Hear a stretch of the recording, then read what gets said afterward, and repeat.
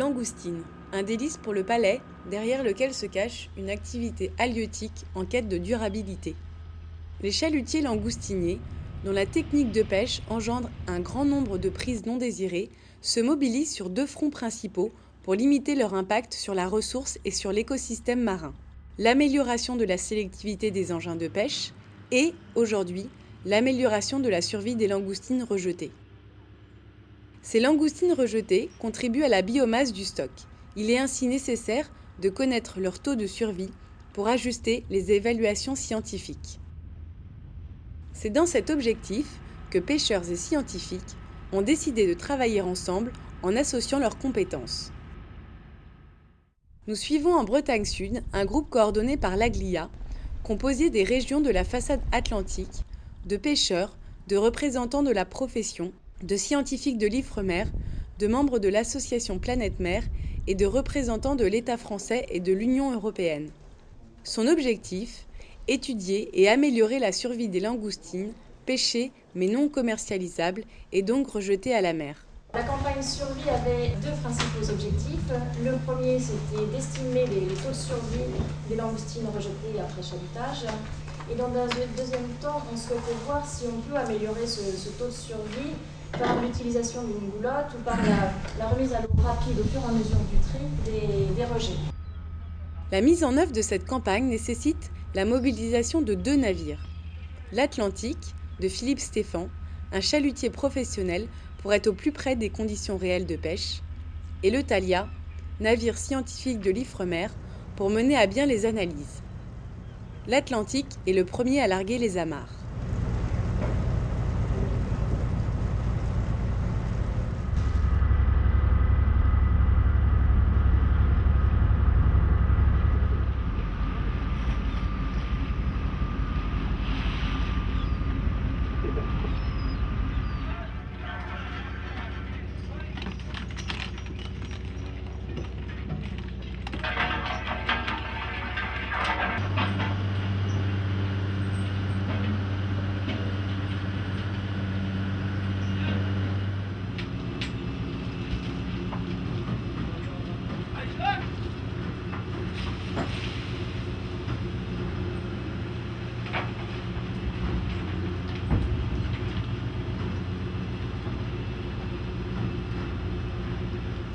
Donc, à bord de l'Atlantique, on a essayé autant que possible de faire des traits en conditions professionnelles. Des traits qui ont duré entre 1 heure et 3h40. Et puis, on avait un puits de chalut 80 mm en vaseline. Une fois les langoustines débarquées sur le pont, un échantillon de langoustines destiné à être rejeté est prélevé. Les marins aident les scientifiques à isoler une à une les petites langoustines encore vivantes pour les mettre dans des tubes.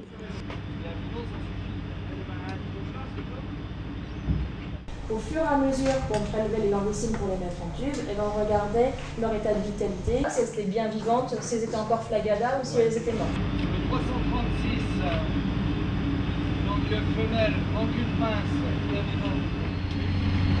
169, mâle vivant. 925, mâle bien vivant. 783, femelle, vivante, 2 pinces. Très bien, c'est bon, ouais, c'est bon, j'ai terminé. Pierre.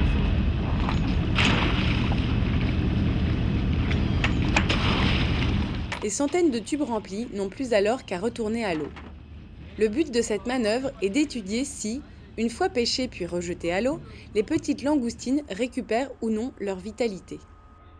Après 72 heures d'immersion, le Thalia viendra relever les filières et les scientifiques pourront commencer leurs analyses.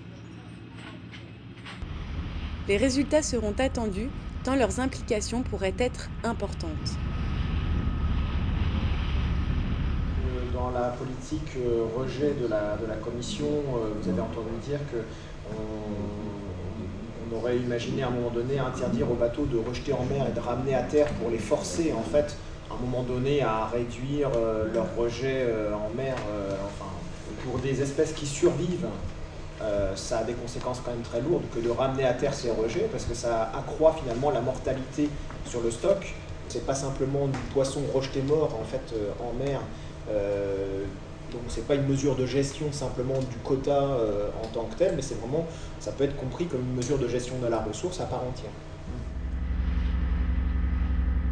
Comme prévu par le protocole scientifique, le Thalia part récupérer les filières de tubes à langoustines.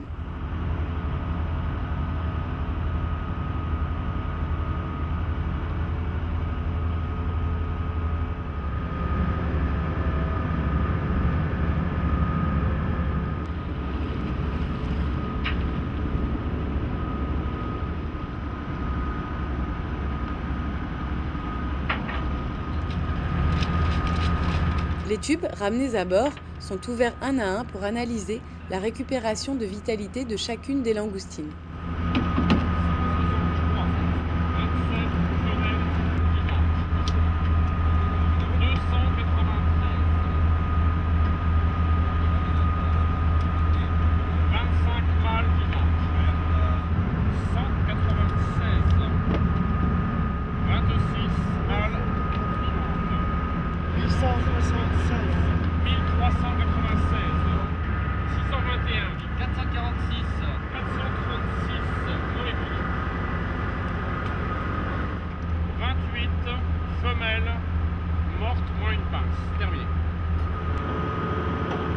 Toutes les données récoltées, l'Aglia nous convie un mois plus tard pour la présentation des premiers résultats.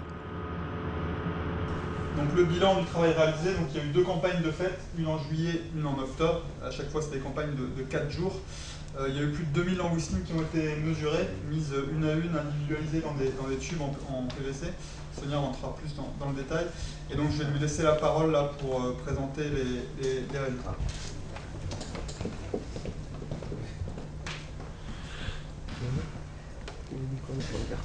Voilà, donc là c'est un premier bilan des 2 campagnes qu'on a fait. Donc les objectifs de ces 2 campagnes, le premier c'était de réactualiser le taux de survie des langoustines, puisque le dernier... Les résultats, bien que partiels, sont encourageants.